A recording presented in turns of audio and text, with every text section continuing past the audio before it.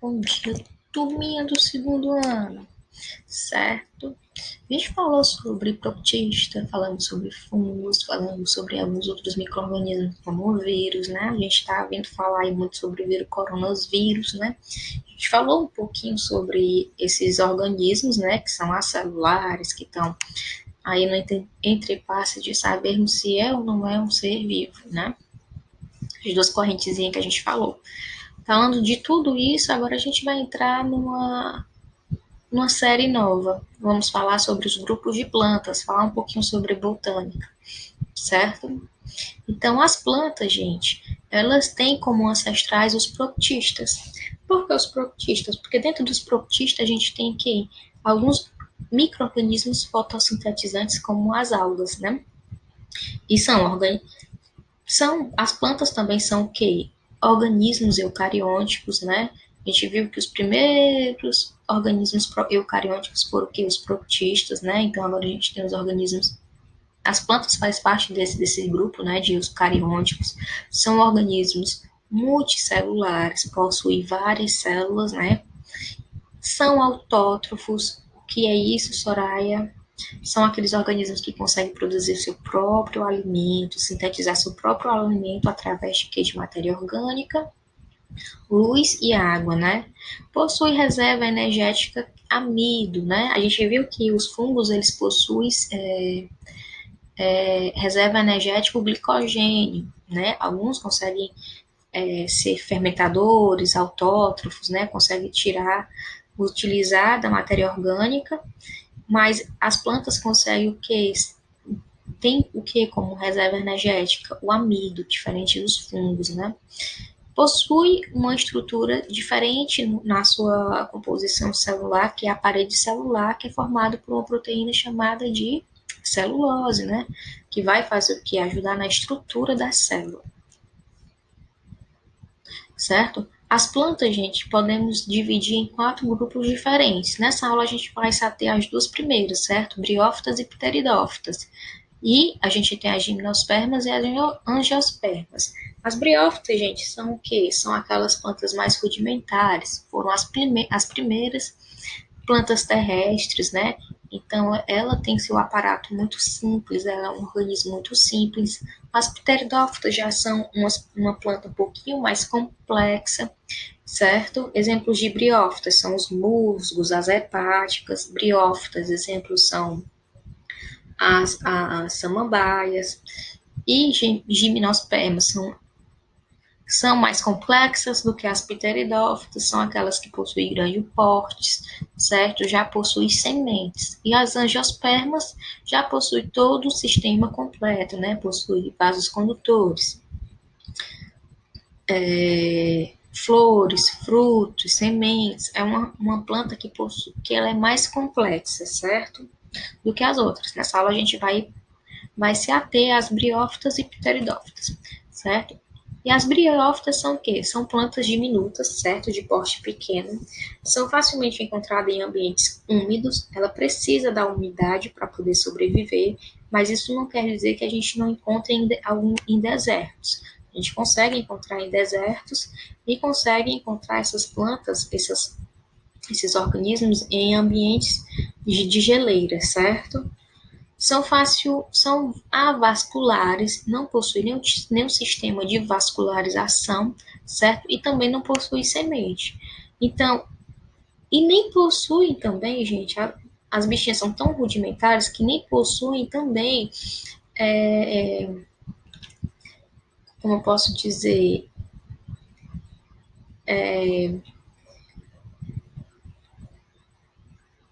órgãos verdadeiros, podemos falar assim, né? Elas possuem o quê? No lugar do caule, elas possuem um caulóide, no lugar das raízes possuem rizóides, certo? Então, no lugar das folhas, elas possuem filóides, todas essas nomenclaturas, certo? Diferenciadas de plantas que possuem suas estruturas verdadeiras, né? Como caule, folhas, raízes. Então, aqui elas possuem, no lugar de raízes, rizóides, caule, cauloides, folhas, filóides, certo? Que vão ter a função de quê? De fotossíntese, absorção de nutrientes, né? Rizóides, a absorção de nutrientes, os calóides de estruturas e filóides de fotossíntese, né?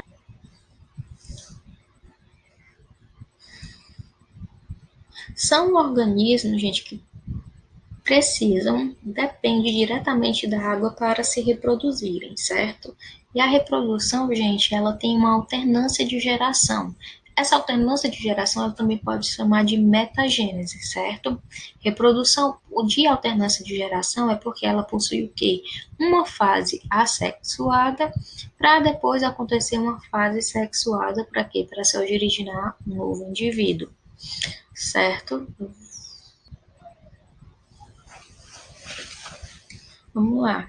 A fase sexuada ocorre com que eles precisam do espermatófito feminino, que é uma célula haploide, um esporófito masculino, que possui uma célula, diploide, né? E vai acontecer o quê? Esses gametófitos, gente, eles precisam da água para se locomover, certo? Então, o gameta masculino se locomove através de flagelo, de flagelo na água e fecunda o, o gameta feminino.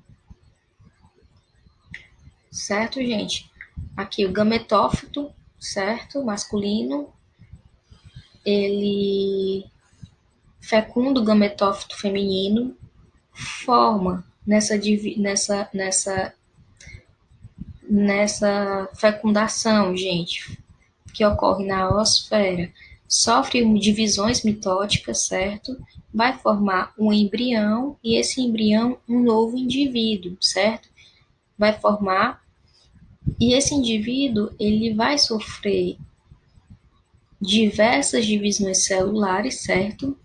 Vai ter esporófitos 2Ns, que vai se abrigar dentro de uma cápsula, que vai sofrer maturação e logo após vai ser liberado esse esporo vai ser liberado e vai germinar em indivíduos novos.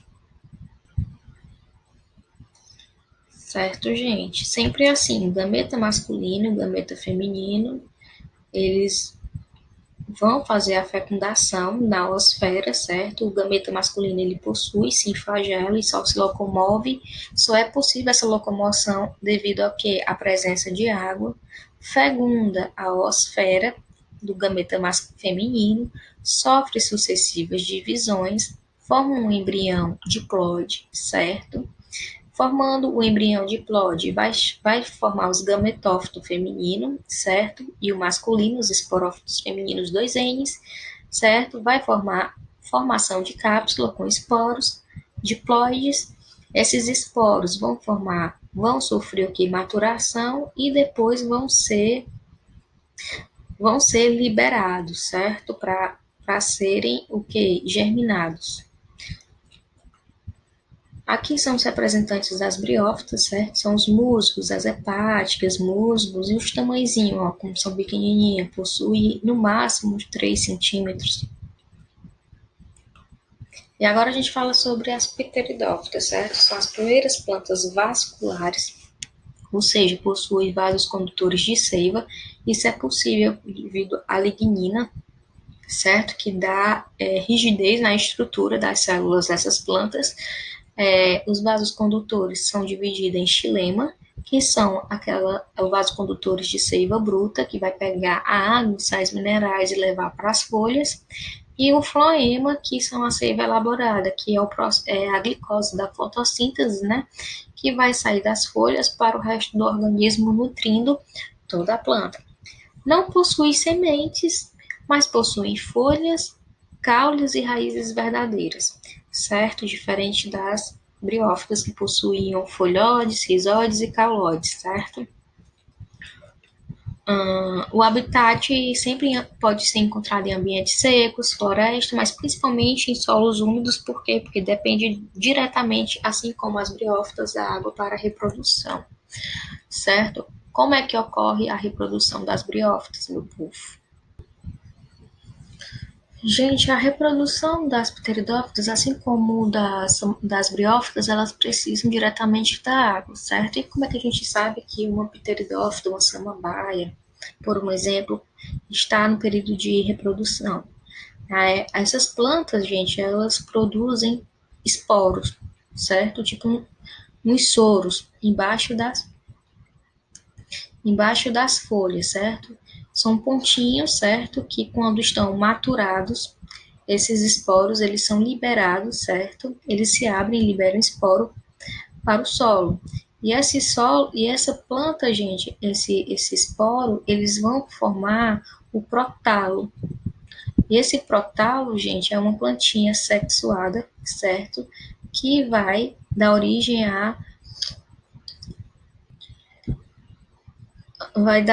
aos gametas, certo? Essa plantinha vai dar origem aos gametas, certo? Então, essa fase é a gametófitas, né, certo? Aqui ela vai produzir esse prótalo, gente, vai dar. Eles têm a estrutura do anterosóide e até a oosfera, onde o anterosóide ele vai nadar até a oosfera, por quê? Porque vai ter acúmulo de água, certo? E assim como as briófitas, o anterosóide ele possui flagelo, então ele vai nadar até a oosfera, vai fecundá-la, certo? E essa fecundação vai virar, certo, em um esporófito jovem que irá dar origem a uma nova samambaia, certo? Uma nova plantinha, certo? Próxima aula, a gente vai ouvir falar um pouquinho sobre quem? Sobre gimnospermas e angiosperma, viu? Viu, galerinha? Façam a atividade de vocês.